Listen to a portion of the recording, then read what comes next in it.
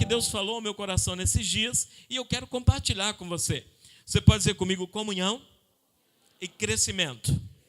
Comunhão e crescimento. Para mim isso é muito importante, porque, irmãos, irmãs, nós não podemos ser igreja sem viver o tempo de comunhão. Nós não podemos ser igreja sem viver o tempo de crescimento. Para mim, é muito importante a gente olhar para a vida e para a missão da igreja e entender que a comunhão, assim como nós cantamos corpo e família, e assim como nós estamos vivenciando esse tempo, nós entendemos que o crescimento é parte natural da vida da igreja. Portanto, nós convocamos, na verdade, toda a igreja a pensar que, nesse tempo, a sua comunhão ela é importante para as nossas vidas. A sua comunhão é importante para o testemunho que nós temos em relação ao mundo. A sua comunhão é importante em relação ao nosso testemunho de um Deus que nos une, que nos fortalece e que nos ajuda a viver como irmãos e irmãs. Nesse tempo, a sua comunhão tem gerado no nosso coração um desejo de um crescimento, onde o nosso olhar está na nossa cidade, está no nosso estado, e queremos abençoar muitas vidas, queremos abençoar muitas famílias, queremos abençoar muitas crianças, queremos abençoar muitos casais, queremos abençoar muitos homens, queremos abençoar muitas mulheres, queremos abençoar muitos jovens, queremos chegar antes das drogas, queremos chegar antes do álcool, queremos que Jesus entre nessas casas muito antes de qualquer coisa que está acontecendo. Então a nossa comunhão é importante para que a gente comece a levar o evangelho da vida, o evangelho da salvação. O evangelho, para mim, ele é sempre boa notícia. Por quê? Porque o pecador é perdoado. Eu tenho certeza absoluta que aquele que estava morto vive, porque Jesus Cristo é a vida do evangelho, e o anúncio o qual nós anunciamos de fato é: Cristo é vida abundante. A partir desse anúncio, a partir desta palavra, onde Cristo é a nossa vida, nós precisamos entender que esta comunidade, esta igreja, ela tem algo fundamental no seu coração: o desejo que os irmãos e irmãs vivam em comunhão e que a igreja cresça para a honra e glória do nome do Senhor Jesus. Por isso nós convidamos a igreja para que esse tempo seja um tempo de andarmos juntos, de caminharmos juntos, com o seu dom, com a sua vida. Nós vamos edificando a nossa casa, vamos edificando a casa espiritual, onde o Senhor habita, e aonde Ele habita, grandes coisas acontecem, e eu tenho certeza absoluta, temos muitos testemunhos para aquilo que Deus está fazendo na vida de muitas famílias, de muitos lares, de muitas crianças, e tenho certeza que tudo aquilo que Deus tem colocado no nosso coração é para que vidas conheçam o poder do evangelho em Cristo Jesus. Por isso eu chamo você a viver um tempo de comunhão. Por isso eu convido você a viver um tempo de crescimento, para que o nome de Deus seja glorificado e exaltado na tua vida e através da tua vida. 2 textos simples. Atos capítulo 2, versículo 46 e 47. E um outro texto é 1 Coríntios capítulo 3, versículo 6 ao 9. Esse texto, para mim, é muito importante, porque ele dá um fundamento naquilo que é a igreja, naquilo que é a eclésia. A eclésia, a igreja, ela é chamada para fora, ela não é chamada para dentro. Nós somos um ponto de partida, nós não somos um ponto de chegada. Nós somos um ponto de partida. Quando é que começa a nossa missão? Quando nós saímos daqui. A nossa adoração continua quando nós saímos daqui. Então a igreja é esse tempo, é esse lugar de partida. E eu tenho certeza absoluta que você tem no seu coração e que você tem na sua mente, que quando você está na sua casa, eu na minha, o irmão na outra, nós continuamos sendo igreja do Senhor. Amém, irmãos? Isso é comunhão, porque a nossa comunhão não está apenas na reunião, a nossa comunhão está no Espírito Santo que nos uniu para a obra muito maior. E eu tenho certeza que Ele quer fazer nas nossas vidas, amém? Atos capítulo 2, versículo 46 e 47, tem aí, por favor? Vamos ler juntos, amém? Vamos lá? Diariamente.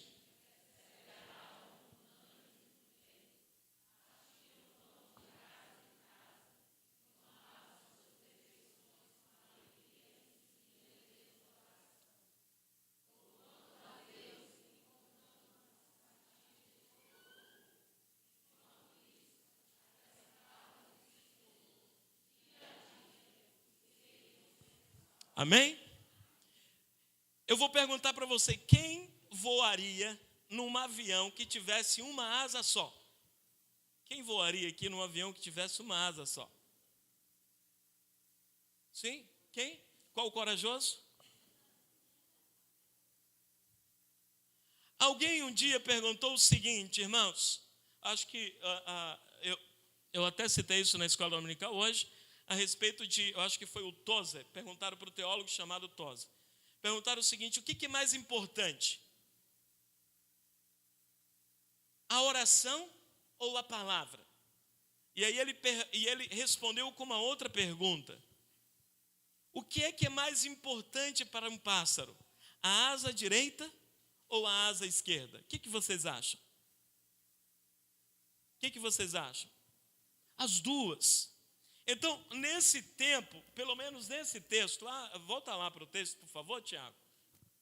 No versículo 46, diz o seguinte, olha aí, veja, diariamente eles perseveravam aonde? Perseveravam. Aonde? No templo. E onde mais? Aonde, irmãos? E onde, irmãs? Aonde? Então, nós entendemos que o Senhor tem nos dado uma dinâmica que as duas asas que nós devemos voar como igreja para ter esse tempo de comunhão é a asa da casa e a asa do templo. Então, no momento em que eu priorizo a comunhão da casa, a comunhão do dia a dia, do relacionamento, eu também celebro. E aí nos unimos para fazer o quê? Para nos alegrar, para testemunhar, para adorar ao Deus que não só age no domingo à noite, mas está agindo todos os dias e muitas famílias estão sendo abençoadas. Entende? Então, se nós queremos voar mais alto, Júnior, lá com a nova semente, nós precisamos priorizar a casa de cada uma dessas pessoas. E esse é o nosso desejo, que a família de vocês recebam a Cristo totalmente. E através de vocês sejam bênção na vida delas. Também nós queremos que muitas outras famílias recebam da graça. E por isso que nós estamos dizendo o seguinte, nós precisamos levar os lares à paz de Cristo. Por isso que o lar é tão importante para a gente. Por isso que a casa é tão importante para a gente. Por isso que a dinâmica do culto doméstico é tão importante para a gente. Porque nós não podemos de forma alguma ser crente de domingo. Nós não podemos de forma alguma ser crente apenas no domingo à noite. Nós precisamos nos relacionar com Deus e relacionar com o outro, com o próximo. Mesmo que esse próximo não seja tão próximo, nós precisamos nos relacionar todos os dias, porque a glória de Deus está sobre nossas vidas. O Deus que habita em nós quer abençoar muitas famílias. Então, nós estamos dizendo que se nós queremos voar um pouquinho mais alto, se nós queremos ir um pouquinho mais longe, nós precisamos priorizar o templo e nós precisamos priorizar a casa. Eu quero desafiar você que ainda não tem um pequeno grupo, coloca o número misterioso. Você que não tem um pequeno grupo, você que pode ser casal, pode ser homem, pode ser mulher, pode ser jovem, pode ser criança. Você que não tem um pequeno grupo, nos procure, porque é importante esse tempo de comunhão. Possivelmente, irmãos, quem sabe você chega aqui no domingo à noite e não fala com muitas pessoas. Eu até tento mexer com você, eu até tento mexer com a igreja, mas a gente muitas vezes entra, sai, senta, não fala com ninguém e vai embora. E nós não podemos ter uma igreja apenas, irmãos e irmãs, que venha buscar alguma coisa. Nós entendemos que Deus já nos deu tudo e todas as coisas provêm dele. E aí nós viemos aqui juntos fazer isso, gerar comunhão, alegria, testemunho. Portanto, o que eu quero convidar você a se envolver no pequeno grupo? No dia 21 de setembro, nós estamos com uma nova estratégia, deu muito trabalho, é simples, mas a gente chama de GE. Grupo de evangelização. Estudamos, lemos muitas coisas, depois de lermos e estudarmos, nós começamos uma nova ferramenta de evangelização. no interregno, ou seja, entre um lar de pais e outro, nós temos um grupo de evangelização. 4 lições simples, mas eu tenho certeza que vai abençoar muitas pessoas. Por quê? Porque a casa é importante para a gente, porque o lar é importante para a gente. E é claro, nós queremos encontrar essas pessoas na rua também. Nós queremos encontrar nas praças, como os meninos estão indo para a praça, quarta-feira à noite, e ali na praça vai encontrar pessoas, porque o nosso negócio é abençoar pessoas, o nosso negócio é levar o evangelho às pessoas, o nosso desejo é que todas as pessoas conheçam a Cristo, e claro, nos reunimos aqui, e aí, põe a imagem de novo, e eu quero dizer para você com muita alegria, irmãos, irmãs, eu tenho muita alegria de ver toda a igreja reunida, isso alegra o meu coração. O conselho do escritor de Hebreus que diz assim, não sejam como alguns que não querem se comungar, que não querem participar da comunhão, mas nós sejamos obedientes à palavra e sejamos juntos e vivemos em comunhão. Eu fico muito preocupado, por exemplo, que um crente que não prioriza a ceia do Senhor. A ceia é testemunho daquilo que um dia nós iremos ser no céu, porque a palavra diz que uma mesa está sendo preparada para mim e para você. Então eu fico muito preocupado alguém que não toma ceia no mês. É bom lembrar que o metodismo no século XVIII na Inglaterra, o Wesley em todas as reuniões ou em todas as semanas ele celebrava a ceia do Senhor. Por quê? A ceia é o memorial daquilo que o Senhor fez por nós. E lembremos, irmãos e irmãs, nesse memorial, a imagem que se tem é a imagem da mesa. E a mesa, ela está numa casa. A mesa está numa casa onde no Apocalipse, capítulo 3, versículo 20 e 21, diz o seguinte: eis que estou à porta e bato. Se alguém ouvir a minha voz e abrir a porta, eu entrarei e cearei com ele. Perceba, a imagem da ceia é uma imagem de comunhão. É uma imagem onde nós celebramos e nós trazemos à memória aquilo que o Senhor fez, mas Ele quer salvar muitas outras pessoas. E aí a gente lembra que nós não estamos satisfeitos quando nós comemos e bebemos. Sabe por quê? Porque tem muitas pessoas do lado de fora que ainda precisam conhecer a Cristo. Precisam celebrar esta mesa, precisa viver esse tempo. Portanto, eu convido você mais uma vez para ter um tempo de comunhão e de crescimento, para ter um tempo de vida abundante em Cristo Jesus. O outro texto, em 1 Coríntios, capítulo 3, no versículo 6, esse texto é bem conhecido, e diz o seguinte: eu plantei, Apolo regou, mas o crescimento veio de quem? Vamos lá, eu plantei, Apolo regou, mas o crescimento veio de Deus. Versículo 7. De modo que nem o que planta é alguma coisa, nem o que rega, mas Deus que dá o crescimento. Diga comigo mais uma vez, quem dá o crescimento é Deus. Versículo 8. Ora, o que planta e o que rega são um, e cada um receberá o seu galardão, segundo o seu próprio trabalho. Versículo 9, porque de Deus somos cooperadores, lavoura de Deus, edifício de Deus sois vós. Vamos juntos, amém? Porque de Deus...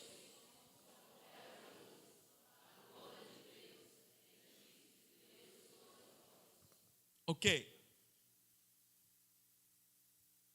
Comunhão e crescimento. E aí você vai dizer o seguinte: pastor, por que essa igreja cresce? Ou por que nós crescemos? Irmãos, você acha que foi por causa de mim? Sim ou não? Seja sincero. Seja sincero, mas não machuque tanto. Seja sincero, foi por causa de mim?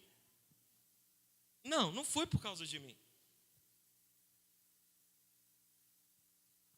Não tenho... O que eu sou de Deus? Lavoura, sou cooperador e sou edifício. O que eu tenho que fazer? É fazer aquilo que Deus está ordenando. Quem dá o crescimento? É o pastor ou é Deus? O pastor ou Deus, irmãos? Para que você um dia, quando eu não estiver aqui, quando eu não estiver mais no Piauí, você possa entender que quem faz é Deus. Amém? Você pode entender isso? Você pode dizer amém?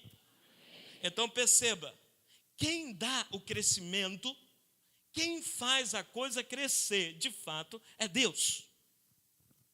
A obra é dele, tudo é dele, tudo vem dele, mas nós precisamos entender alguma coisa. Se Deus dá o crescimento, você tem duas pessoas, pelo menos aqui, onde Deus usa essas pessoas. Quem são essas duas personagens? Quem lembra? E quem quer ser? Eu queria ser Paulo. Apolo só vejo de vez em quando na Bíblia. Mas perceba, Paulo, isso é muito interessante, porque Paulo, sendo Paulo, ele não se coloca maior do que Apolo. E lembre-se, irmãos, quando você vai ler as cartas pastorais, você não vai ver nenhuma carta de Apolo à igreja de Tiatira, à igreja de Éfeso, à igreja de Tessalônica. Você vai ver cartas de Paulo para as igrejas e não de Apolo. Mas mesmo assim, Paulo, ele se coloca no mesmo nível de Apolo e diz o seguinte: quem é Paulo e quem é Apolo? Quem dá o crescimento é Deus. Mas perceba algo fundamental: tanto Paulo como Apolo têm funções no crescimento. E aí, para mim, está o segredo da coisa. Tanto Paulo como Apolo têm funções no processo de crescimento. É importante a gente olhar para a figura de Paulo e para a figura de Apolo. Diante do desafio da comunhão e diante do desafio do crescimento, nós precisamos entender que Deus dá o crescimento, mas o Senhor levanta Paulos e o Senhor levanta Apolos. O Senhor levanta você e o Senhor levanta outros irmãos. Para quê? Para que Ele dê o crescimento. O olhar, então, que eu quero que você tenha nesta noite é para Paulo e para Apolo. Irmão, irmã, há muitos Paulos e muitos Apolos, há muitos Pedros, há muitos Tiagos, Bartolomeu, Matias e tantos outros no nosso meio. Nós precisamos valorizar, nós precisamos abençoar, nós precisamos acolher, nós precisamos abraçar, nós precisamos cuidar dos Paulos e dos Apolos. Deus dá o crescimento, mas é em comunhão que nós vamos fazer isso. Deus dá o crescimento e aquilo que Ele dá como uma ferramenta de cuidado. Por exemplo, irmãos, irmãs, você planta agora milho e planta o milho e só vai colher o seu milho depois de 1 ano. Você nunca foi lá, nunca viu. Depois de 1 ano você vai colher o seu milho. O que acontece, irmãos? Nós somos lavoura e lavoura precisa de cuidado. Nós somos Paulos e Apolos e nós precisamos de cuidado. Nós precisamos cuidar um dos outros. Nós precisamos amar um aos outros. Nós precisamos sofrer uns com os outros, nos alegrar uns com os outros, entender a dor do outro, e no tempo em que esta dor eu puder ajudar, eu vou ajudar. Eu não posso fechar os olhos, eu não posso ser uma pessoa que olha para o outro e não tenha compaixão do outro. Porque quando Deus dá o crescimento, é diante de um povo que entende que aquela comunhão vai gerar vida. E aí eu me remeto a João capítulo 17, que diz o seguinte: eu peço que orem por eles, para que aqueles que venham após mim possam crer que tu me enviaste. Como? Amando um aos outros, cuidando um dos outros. Como é que Jesus Cristo será glorificado? Na comunhão e no crescimento da igreja. Em João 17, o caminho do crescimento, o caminho da comunhão é viver unidos um para com os outros. Atos capítulo 2 é o referencial de uma igreja viva, de uma igreja operante, de uma igreja que faz grandes coisas. Por quê? Porque esta igreja viveu a essência do evangelho. E a essência do evangelho não é apenas vir aos cultos no domingo, mas é viver o evangelho de Cristo todos os dias, no partir do pão, de casa em casa, nas coisas mais simples. Diante disso, irmãos, irmãs, para que a gente possa viver esse tempo, nós precisamos da ajuda de vocês. Nós precisamos do posicionamento de vocês. Nós precisamos da perseverança de vocês. Eu gosto muito de lembrar, e eu estou sendo muito ministrado por esse texto. Em Isaías capítulo 32, parece que no versículo 8, que diz o seguinte: é o nobre, ele projeta as coisas nobres, e na sua nobreza você vai perseverar. O Senhor nos deu algo fundamental. O Senhor nos deu um evangelho poderoso. O Senhor nos deu um nome acima de todo nome. O Senhor nos deu autoridade sobre todas as coisas. O Senhor nos deu autoridade sobre situações da nossa própria vida. Mas nós precisamos entender que esta comunhão e esse crescimento, ela virá a partir do meu entendimento da palavra do Senhor.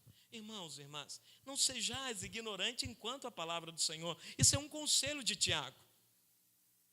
Mas sejam ouvintes e praticantes desta palavra.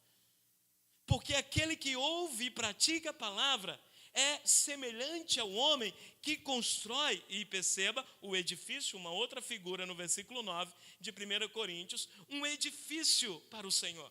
Mas esse edifício está fundamentado em Cristo Jesus. Você não vai fazer nada sem Jesus. Você não vai conseguir vencer sem Jesus. Você não vai muito longe sem Jesus, porque Ele é o caminho, Ele é a verdade, Ele é a vida. Jesus é o motivo de nós estarmos aqui. Jesus é o motivo de nós, muito antes de virmos a esse mundo, a sua graça nos alcançou. Jesus é o motivo de tudo. Há um propósito debaixo do céu. Há um tempo e propósito debaixo do céu para tudo. E o Senhor está dizendo para essa igreja, para este povo, para as pessoas que estão chegando e para aquelas que já estão aqui há muito tempo: comunhão e crescimento é o Senhor que dá. E nós precisamos viver na presença desse Deus para viver o tempo de Deus nas nossas vidas. Por isso que nesse tempo, irmã, eu quero desafiar você a sonhar com algo muito maior, a viver algo muito maior, a acabar uma limitação do seu olhar e viver pela fé. Porque para viver em Deus, precisa se viver pela fé. E no tempo da escassez, eu preciso entender que esta palavra de fé está sobre a minha vida. E eu vou declarar, porque na fé eu vou trazer a existência daquilo que não existe.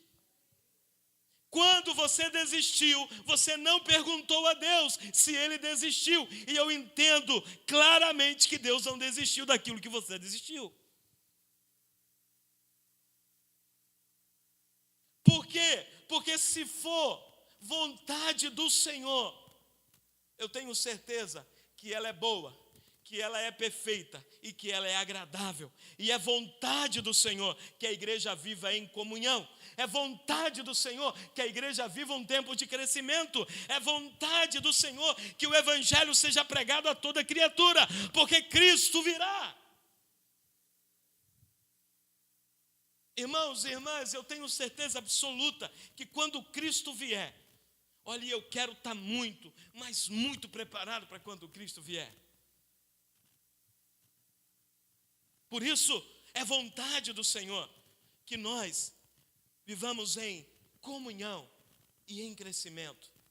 Os muitos Apolos e os muitos Paulos precisam do nosso cuidado. Eu tenho certeza, irmão, que você torce para a comunhão da igreja, amém? Você não torce o contrário, eu tenho certeza absoluta disso.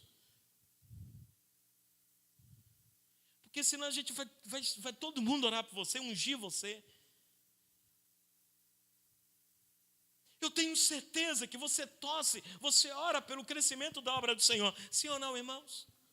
Eu tenho certeza disso, porque se você fizer isso ao contrário, eu vou dizer uma coisa para você: reino dividido não subsistirá.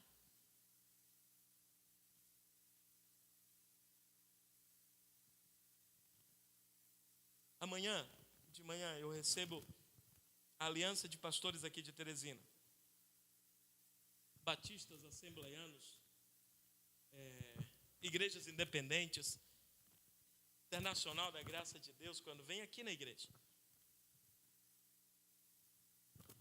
Porque nós entendemos que mesmo sendo denominações diferentes, o que determina a minha vida do Evangelho não é a denominação.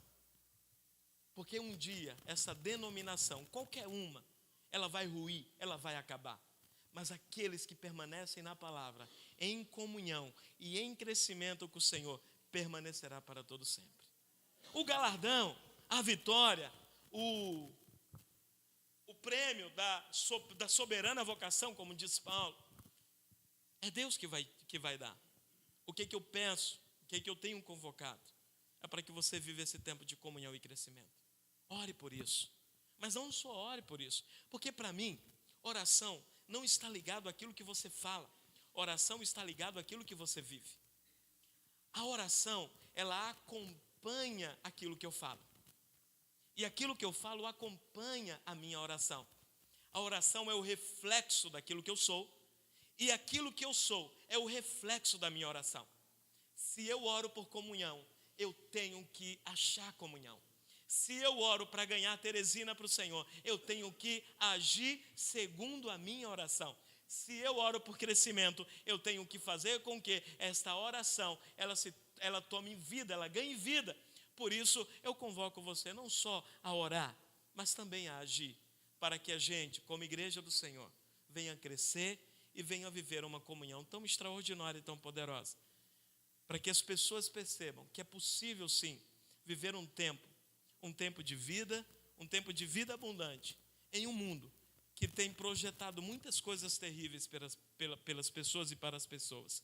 Então, irmãos, irmãs, por favor, como igreja, sejam os Paulos, cuidem dos Apolos. Sejam Apolos, cuidem dos Paulos. Eu não vou nem lembrar a você, por exemplo, de Barnabé, que cuidou de Paulo, ou pelo menos apresentou Paulo. Vou lembrar de você de Ananias, que cuidou de Paulo quando ele ficou cego. Lembre-se que em todo tempo o Senhor tem levantado pessoas, mas quem dá o crescimento é Ele.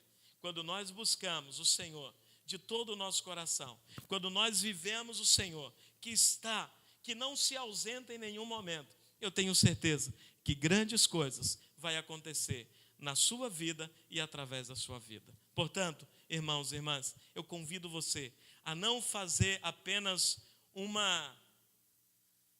passar um tempo na igreja, mas eu convido você a pertencer à igreja do Senhor. Eu convido você a pertencer à família do Senhor. Eu convido você a pertencer a uma família imperfeita. Porque se você for procurar ou estiver achando perfeição aqui não é o seu lugar. Mas se você encontrar pessoas iguais a você, imperfeita, mas em Cristo está buscando comunhão e crescimento, eu tenho certeza absoluta que você vai ser muito feliz. Você sabe quando é que você não vai ser feliz? É quando você for procurar pessoas perfeitas. Entende isso? Então eu quero convidar você a procurar a perfeição em Cristo Jesus. Eu quero convidar você a não passar apenas pela igreja, mas eu quero convidar você a pertencer à igreja. Nós queremos uma família para pertencer. Ninguém é família que passa. Deus não é Deus que passa, Deus é Deus que habita, que mora. E esta casa do Senhor, esta família do Senhor, nós somos de Deus. Mesmo sentado, feche os seus olhos um pouquinho, eu quero orar por você.